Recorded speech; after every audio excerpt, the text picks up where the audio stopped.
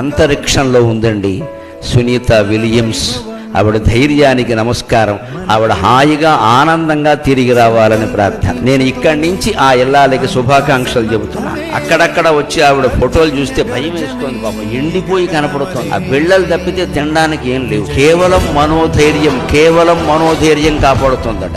ఆహారం కాదు. ఆహారం ఎప్పుడో అయిపోయి ఎన్ని నెలలైందో అంతరిక్షంలో ఉంది. కేవలం ఆవిడ మనోధైర్యం. Because she's an Indian woman. భారతీయ మూలాలు ఉన్నటువంటి స్త్రీ సునీత.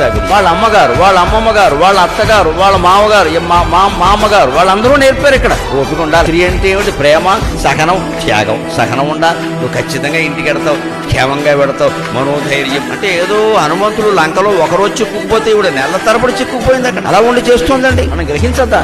అది స్త్రీ శక్తి. ఖచ్చితంగా సాహసం షడ్గుణం శాస్త్రం చెప్పింది నిజం. మగాడి కంటే 6 రెట్లు ఎక్కువ సాహసం చేస్తుంది. సునీత విలియమ్స్ సాహసం చేసిందా లేదా?